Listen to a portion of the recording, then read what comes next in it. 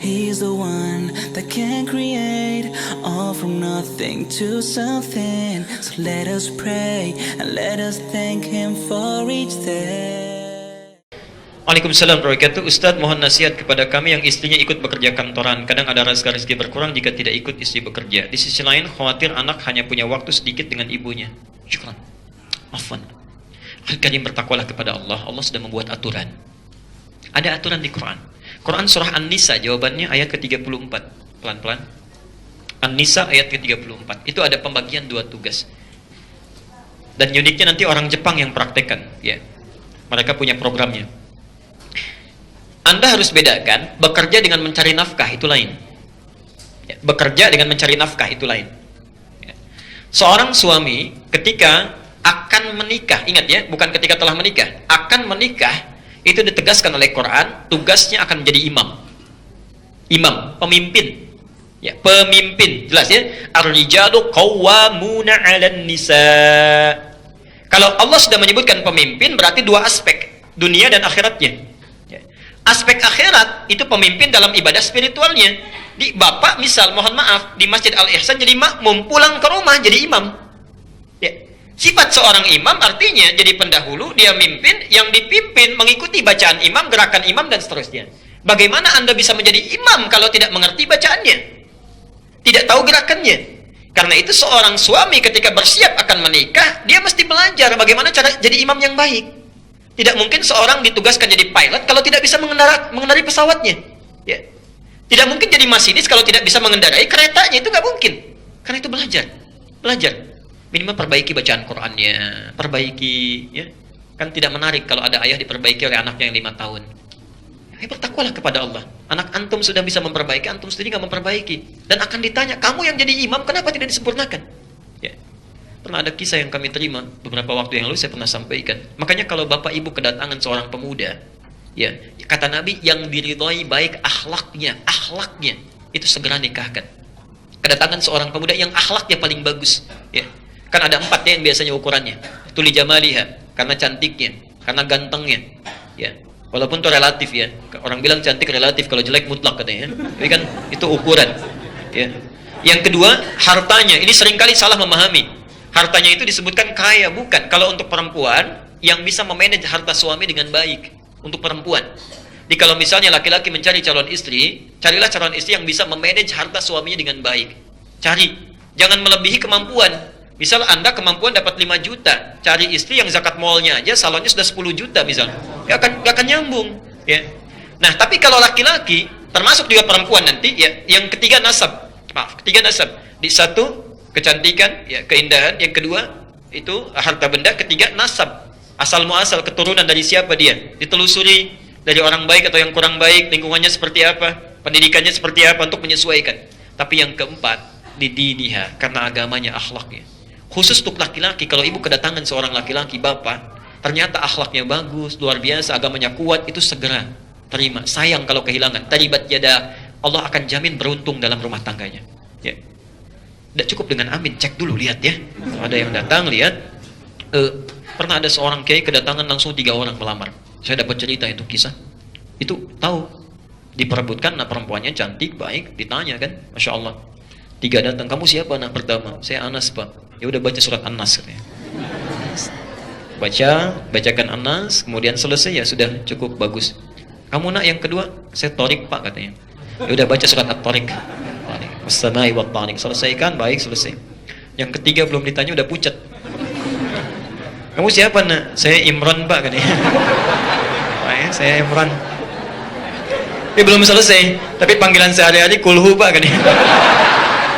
Ya, panggilan sehari-hari kulhu, insyaallah. Dia dapat cerita.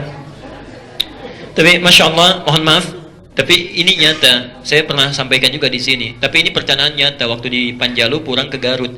Nggak tahu apa ada hubungan yang tidak dengan kisah ini. Tapi yang kedua ini pertanyaan yang real, nyata disampaikan. Ustadz, bagaimana hukumnya? Ada seorang pemuda menikah, dia nggak pernah baca Quran, cuma hafal surat Al-Ikhlas, Qul huwallahu ahad. Itu saja. Setelah menikah qadar Allah, diberi jalan oleh Allah. Ya, ibu mertuanya minta diimami di rumahnya. Nggak keluar dulu, subuh baca Qul huwallah. Begitu maghrib jahar Qul huwallah lagi. Ya. Begitu Isya, kata ibu mertuanya, nah, gak apa-apa lah. Yang rakaat pertama qul huwallah, yang kedua mohon ganti surat lain ya. Anaknya gak jawab.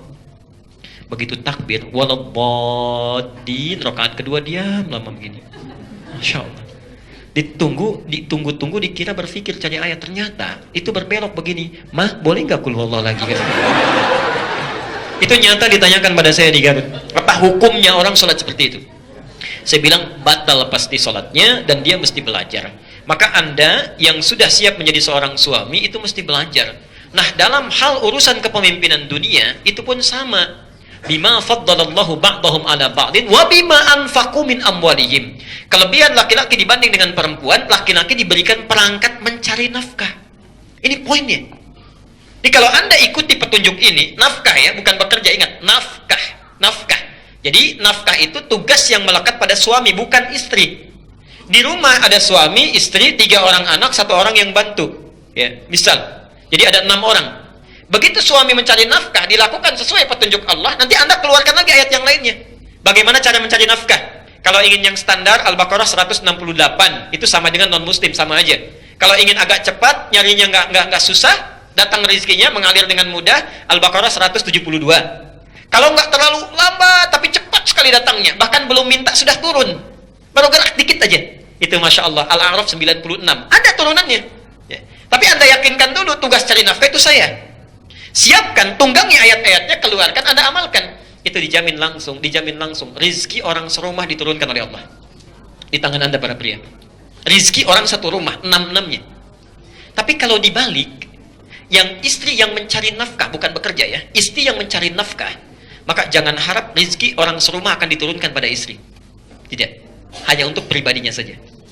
Kecuali dalam keadaan tertentu. Makanya seorang perempuan yang bertugas mencari nafkah, selama suaminya mampu dia mencari, itu akan selalu banyak masalah di rumah tangganya. Dan selalu kurang. Selalu kurang. Karena keberkahan tidak masuk. Keberkahan tidak hadir.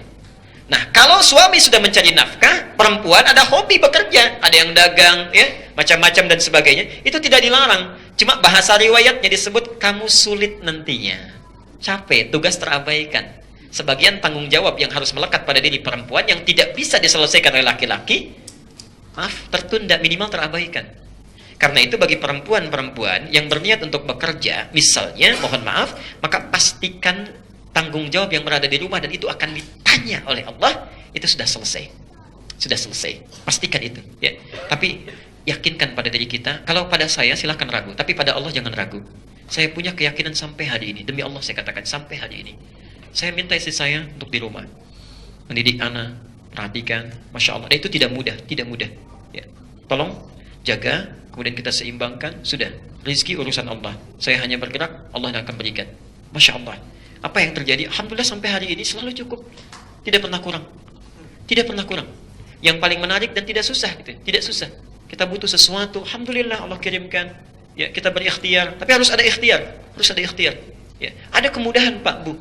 Biasanya kalau hukum Allah tidak diikuti, capek hidupnya. Ya. Di saran saya pada suami, yakinkan dengan potensi dirinya, kemudian keluarkan ayat-ayat mencari nafkah di Quran, tunggangi ayatnya. Begitu antum melakukan itu, nanti aku akan lihat ada perbedaan yang terjadi dalam hidup kita. Silakan rasakan bedanya, bedakan rasanya, dan pasti akan terasa bedanya.